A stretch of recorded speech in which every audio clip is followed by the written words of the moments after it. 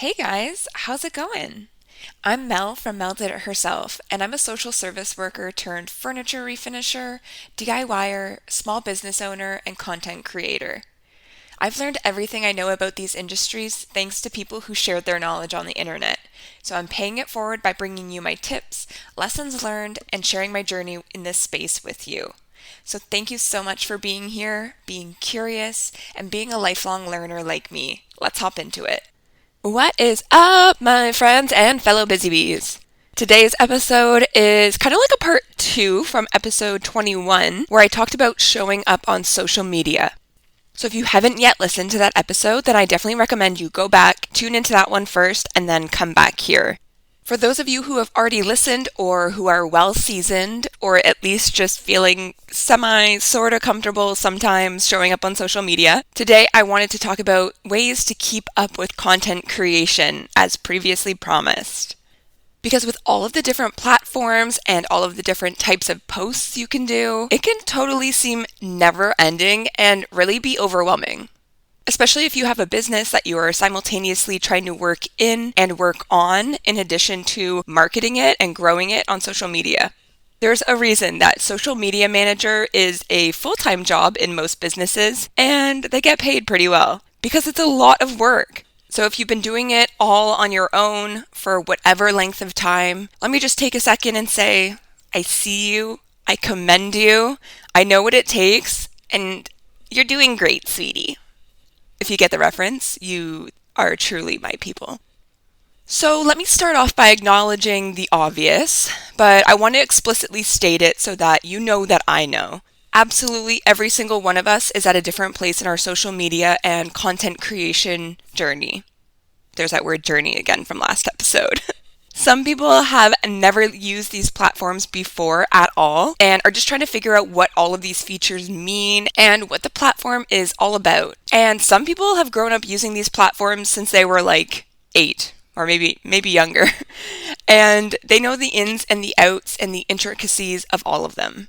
Mix that with the unique personality of every person creating content, and that's why we have such a wide diversity of content and creative concepts on these apps. It's awesome. There's literally millions of unique people on there to watch the content of.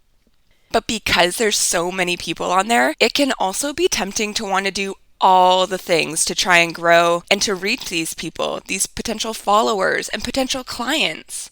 But like I said, there's a lot that goes into putting out a piece of content. And if you're listening to this episode, I know you understand that, but I don't know if, people who don't do this day in and day out really kind of understand all of the pieces that go into it. You need to obviously film the content, and then there's a ton that goes into that, including lighting, angles, potentially different equipment and props, and then getting ready if you're going to be in the content, and then actually doing whatever you're filming. You also may do some scripting before or after for the voiceover. Then you might need to edit it by trimming out some parts and making it all flow together seamlessly. Maybe you're, touching up brightness and vibrance and these kinds of things. Then you need to put it into the app, make sure you tag the people or brands, do some hashtag research and pop those in there. If it's a reel, you might be making a custom cover for it for your feed and then adding in a caption that's ideally engaging enough that people will read it, but it's also informative and best case scenario, also search engine optimized so that when people are searching for videos like the one you're putting out, then yours pops up. Then you press post. And if the app gods are on your side that day, it actually posts. And if they aren't, it fails halfway through and you have to do the whole thing over and over again. Sometimes that happens 3 or 4 times. Instagram, I'm looking at you. And then after that, after you successfully get it up, you're hopefully engaging in the comments of the post after it's up there too. So all of that is for one piece of content on one platform. If you're someone who tries to upkeep a presence on multiple apps or platforms like Instagram and TikTok and YouTube and Twitter and Facebook and LinkedIn and Pinterest and whatever else, you can see where the creator burnout or fatigue could come from. But alas, we do know that it is a beneficial way to market us and our businesses, so we do these things time and time again. And hopefully you enjoy doing it, at least to some degree. I love creating content in different ways, and I find it really fuels me up to do so. But that's not to say that I haven't had to rush to edit something together some days because I took a break from it or I didn't feel like doing anything. Sometimes it feels like a have to do and not a want to do, and that's okay because it is work at the end of the day. But after today's episode, I hope that you'll feel like you have a bit of a toolbox available to you with ways to keep up with content creation and strategies to have it be a sustainable practice for you long term by working smart and not working hard. Before I give any tips and tools though, I just need to say, please make the content that you want, that makes you happy. Don't feel the need to copy or replicate what others are doing and finding successful. It's working for them. And if you did the exact same thing, would it work for you? Potentially. But that wouldn't be you in that content. You and your personality wouldn't be shining through. So eventually, when you get tired of being like everybody else and you get more comfortable on the camera or whatever it is, and your authentic personality, which is great, by the way, starts coming out, it's going to come across as inauthentic, weirdly enough, because it's going to be different from what you were already doing. So start out genuine because not only you, but also your audience will really appreciate it. The people who blow up often do so because they are being unapologetically themselves and authentic. There's millions and millions of people on these platforms. Seeing the same person replicated over and over again honestly gets super boring, and I bet when I said that, a few people popped into your mind. So just stand out and be yourself. And I wanted to take a quick beat here to let you in on an exciting update in my life and my business, which is that I'm now an official affiliate with Fusion Mineral Paint, which I'm so happy to say because goddamn I love them and I have been talking about them for years. If you have listened to any other episodes in the past, you've heard them mentioned over and over again. They're my paint of choice when I'm painting furniture for my house, my clients, and the pieces that I sell. It goes on so flawlessly. It's so smooth. The color choice is never ending. They just came out with a whole new line of very that sophisticated, I'm in a study with a scotch and it's a rainy evening and, the wind is blowing and the raindrops are falling on the windowsill and maybe I have a cigar, some leather-bound books behind me. It's like that sophisticated kind of moody, I don't know, there's a name for it. Okay, I just paused this to go Google, and I think it's dark academia is the style that I'm thinking of. Anyways, that's the closest thing I could come to, but I hope I painted a picture and you know what I'm talking about. Now I don't remember what I was talking about. Oh, Fusion. Okay. So anyways, they have an awesome new line with those kinds of colors, very rich, very colorful, but dark colors, Anyways, it's all beautiful. If you are interested, or if you're already someone that uses Fusion but you're paying full price, I will pop a link into the show notes of this episode. And if you use that link on any of their products, you will save 10%. So we always like to save money. One of my recommendations in a previous episode about ways to cut costs was to always use a promo code when you are buying anything online. So now you have it. And you can use that at any given time if you're ever doing an order on fusionmineralpaint.com. So anyways, I'm very excited about that. Finally partnering with my favorite paint line. And they're Canadian, and I love supporting Canadian businesses. So I hope you're as excited as I am. I'm sure you are. Anyways, now you want some ideas on how to keep up with your content creation. So let's get back into the episode. My first tip is great from an efficiency standpoint, and it is to batch create your content. Now, this one may or may not be the approach that works best for you and your brain, depending on the type of person that you are. However, I would recommend you at least try it out and give it a fair shake, even if you're someone who doesn't like to plan things ahead of time or finds themselves short on time in a week. Because when you time block a set amount of time to create all of your content for a certain period of time and do all of the work at one slightly longer period of time in the week, then it's all done and you can wipe your hands clean of it until next week or whenever you need to make more. So you free up your time and your brain to work on other types of projects or planning. You don't have to pop back into that content creation mindset and get everything set up and whatever every day or however often you're normally creating content. It does usually mean that you need to get into that work session with a plan to implement to make it go faster, but the approach really does ultimately save you time because you're able to whip everything all out at once instead of having to get yourself, like I said, back into the mood to write copy for your captions or edit videos again each time. Once you get into that state of flow and maybe the first one takes a little bit longer, but then you're like, oh yeah, I'm in the swing of this, and then you can whip all the rest out super quickly. Especially when writing captions, I find that if I'm going to post something like right now in the moment and I don't have a caption already written, I can always tell looking back at my posts which ones were that because they just feel rushed. And it doesn't feel intentional, and it feels like I was racking my brain in the moment because it was the time that I wanted to post and I didn't have one ready. And if you're someone who doesn't batch content because you think it will make everything look all the same, just change out your shirt or change something about the location you're in or something. Sometimes I'll do, I'll be strategic about what I look like in the first one. So I'll be kind of, plain makeup, hair down, for example. And then filming something else, I'll maybe change my shirt and I'll put on lipstick. And then in another piece of content, I'll change my shirt again and maybe put my hair half up. And then if I'm doing something else, maybe I'll change my shirt again and put my hair in a ponytail. So everything looks a little bit different. So when it's in your feed, even if some of them are back to back, it won't look exactly the same. So again, that can sound like a lot of effort, but if you plan it ahead of time, you grab 4 shirts, you have a hair tie, you have a lipstick ready, you know what it is that you're going to be doing, you have the sounds prepared, you have a script. You could honestly get a week's worth of content done in like an hour if you have a system and you're really efficient about it. And if you're someone who currently takes like all week to get your content together, that might sound impossible, but trust me when I say it becomes a well-oiled system and it can be very efficient.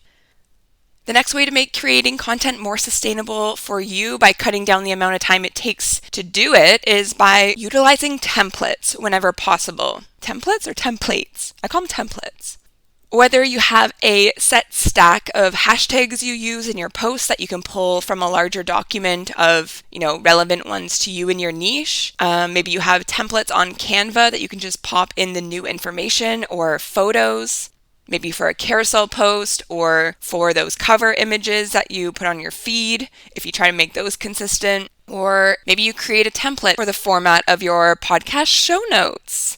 I wonder who does that. This will be a huge time saver. And it's such a good thing to keep in mind as you create new products or are starting new projects, because if you think ahead of time about the fact that you will be repeating a certain task over and over again, you can just save another copy of that thing that's more neutral and not like relevant to the certain thing you're doing in that moment, but still has the same formatting and will be something that you can plug and play later on and use that as a template and customize it as needed. It's really helpful. I do this in everything in my business that I can. So, for example, for the podcast, like I said, show notes, I have a template I use. When I'm planning out the episode, I have a script template. I have a cover art template that I just changed the episode number and the title of. That needs updating because I want new podcast cover art. If anyone's an artist out there and wants to help me with that, send me a message because I can't draw worth shit. And what else do I do with the podcast? And then I guess just the formatting of it too. For my Mel's motivational message, I have a template for that, a running document where I have those. So just having everything ready and organized, that word I like to bring up that some people don't like, it really just saves so much time when you know what you're looking for. You have it kind of bare bones started. It makes it so much easier to get that thing done because you're not having to rethink it every single time, You have a bit of a system. You can personalize it so it doesn't seem the same each time, but it's just going to help you get started much quicker, much more efficiently. The next way to keep up with your content creation doesn't sound super related, but stick with me because I promise it is.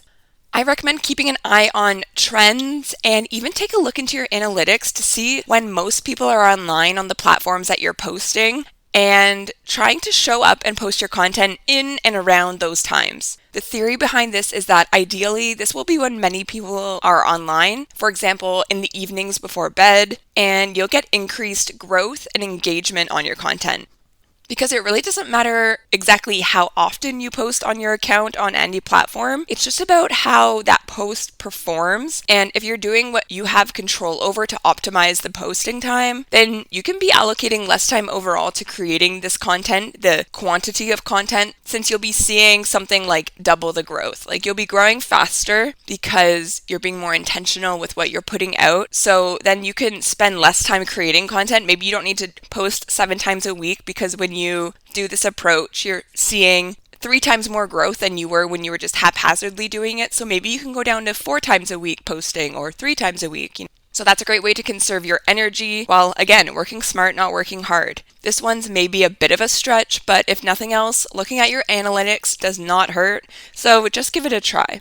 And if I say analytics and you have no idea what that means, if you have either a business or a creator account on Instagram, so if you have a business doing furniture refinishing or you're a creator on there, you can have a type of profile. It's in your settings. You can change that. Then it gives you access to the analytics of each post, so you can see insights on how many people liked and commented. Obviously, you can see that on any account, but then it shows you how many people shared your post, how many people saved your post, and then more details on the people that are following you, what times they're most active on the platform, and those kinds of things. So it is very insightful. I definitely recommend you carve out some time semi-regularly. Maybe it's once a month, once a quarter. You could do it once a week if you want. But taking a look at those does help you to optimize what you're doing on that platform. It gives you a lot of details that shouldn't change fully what you're doing, but should inform the way you do the things that you do. The next step I think might be the most valuable mindset shift that you can adopt when it comes to creating content. And I would like to sing it to you in a tune that it was taught to me on TikTok, if I may. Everything is content, everything is content. Don't forget to film it, don't forget to film it. Everything is content, everything is content. Everything is content. Just film what you do. It's the easiest thing ever. You have content literally all around you every day. The options are truly endless, so don't overthink it. And don't put more time and energy into it than it is needed. If you want to and you have the time to have a content plan and everything planned out that you want to do, then great. But if you don't, then if you have been recording the things that you've been working on, you have endless videos to utilize and create content out of. Which reminds me, keep in mind, you are likely the only person who is seeing your content that you put out. So if you posted about a certain thing maybe last week, and then you have another post this week that's about that topic, and you're worried you might be annoying people because you're repeating yourself, nobody noticed. Don't worry. Reduce, reuse, recycle, baby. Keep on posting. I think the statistic is something like only 10% of your audience sees any given thing that you post. And if they're seeing everything, then it means that they either love you and your content because they've been interacting with it and spending time on it for it to end up on their algorithm, or potentially they're hate following you and they see all the things that you post and they think, oh my God, they just talked about that last week. And in both of these possible scenarios, the repetition doesn't matter and won't lose you a follower who is genuinely interested in you and your content. So go ahead. And honestly, you can even just straight up repost some of your content from a while ago that performed well and see if it does the same again. I would do this one sparingly, but if you're low on content but feel the need to put something out anyways, I've absolutely done that before, and on certain platforms, the post does really well again. I just usually say to scroll down your feed like two throws of the content, like 2 scrolls down, and anything lower than that, you're probably safe reposting, because if anyone new is coming to your profile, chances are they're not looking anywhere further down than that. We have very short attention spans. So there's that, or the kind of golden mashup of both of these approaches is to take a well-performing post from before and re-edit it to either change it up slightly by re-recording a voiceover or doing some editing to make it more succinct and then seeing how that content performs. Not gonna lie, I do this, and actually did it quite recently on TikTok because I had a tutorial that I knew was a good tutorial overall that people would be interested in, but the video wasn't edited all that well because I whipped it out way too quickly initially. So I brought it back and edited the video and did a new voiceover, and it performed even better than it had initially. This was just over 1 week ago, and although the video is still reaching more new people, at the time of this filming, that one video has gotten me 4,124 new followers, which is another example of why putting in a bit more time into what will perform well can save you time grinding by making more and more content in the future, since you're exceeding your growth expectations, so you can take it back a bit and be a little bit more intentional with what you're putting out. And to add on to the whole everything is content mindset, learn how to best use that content that you capture. Creative concepts for content can be created easily after content has already been filmed. Take videos that you took of every step in the process of a furniture makeover, and that can turn into a before and after video with a transition. It can turn into a video tutorial with text on screen to a trending song, and then you can take that same video tutorial and instead of text on screen, do a voiceover walking the viewer through the process. And then you can find a trend or a trending sound that you can show the before and after videos to. Bonus points if you use a filter or feature like the green screen effect while doing so. And then you can take one specific clip of one step in your process and in real time do an educational video with a voiceover explaining how to do that step and why you were doing it in that part of the process. And then you have a flip tip. Not to mention that those are just options using a video format like Reels or TikTok videos or Shorts. You still have those before and after photos and stage photos to use, my friend. If you're selling your pieces, I'm assuming that you're taking photos. And that right there can make you weeks of content depending how often you generally show up on the platforms. And if you haven't yet heard, even TikTok now has a feature where they're showing photos. So if you have carousel posts, if you have these photos, you can go into photo mode on TikTok, and that's kind of like a new thing. So I think Instagram and TikTok are kind of exchanging what's trending. We're all about Reels on Instagram now, which was, if you recall, a photo sharing platform, and TikTok, a short form video platform, is now bringing in the use of photos. Who knows where that goes, but all that to say, I know some people are not fans of Reels, so if you are not on TikTok, they're starting to bring photos back if you want to hop on there. And if you do, make sure you follow me, MelDidItHerself. Always looking for a plug. Okay. And so maybe with all of that content that you create, you don't post it all at once, either because you don't want to be repetitive or because you don't want to mess with the aesthetics of your grid with so much repetition. Then that means that you have a ton of content in the bank, hopefully already edited and trimmed and captioned and tagged and hashtagged and just sitting in your drafts for those days when we fully intended on getting a post together, but something unexpected came up and we ran out of time. Perfect. We have a plan B ready for times like these. And again, if at the end of the day you don't have these things prepared yet or a good system in place, so you get to the end of the day and you didn't end up creating a post, but you told yourself that you would today, give yourself some grace. You can skip a day and it won't kill you or your platform or your account. Listen to yourself and your body and don't overdo it just for an Instagram reel or a carousel post. Maybe you usually post on certain days and you think your followers will be so disappointed if you posted a day later. I bet they won't. And even in the off chance that they message you because they were waiting for some groundbreaking content and you let them know that you just needed to take a break for a day, I would bet a lot of money that if they are a reasonable human being, they would absolutely know a way to resonate with that feeling and they would understand completely. We want this to be sustainable, sweetie, so don't kill yourself over it. Got it? And something you may not know about me, I love little motivational messages. They literally always get me fired up, and I keep a running list of ones that are especially catchy or speak to me in the Notes app on my phone. So I'm going to end every podcast episode with one of those that I've noted down over the years in hopes that you leave our time here each week feeling inspired, motivated, and ready to take on whatever comes your way this week. I feel like I said that really fast. I think I might have that memorized now. 23 episodes, that's all it takes. Wow. So this week's Mel's motivational message is, and I want everyone to listen up for this one, because no matter who you are, no matter where you come from, what you do, what you don't do, what your values are, you need to hear this. You're useless if you're juiceless.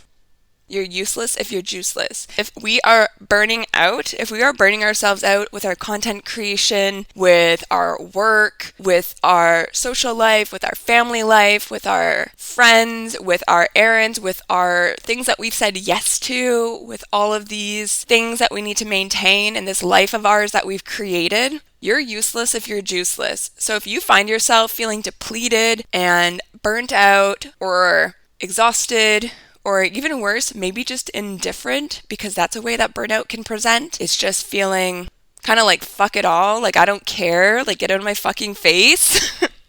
Sometimes maybe it can turn to anger, who knows? You're juiceless, baby.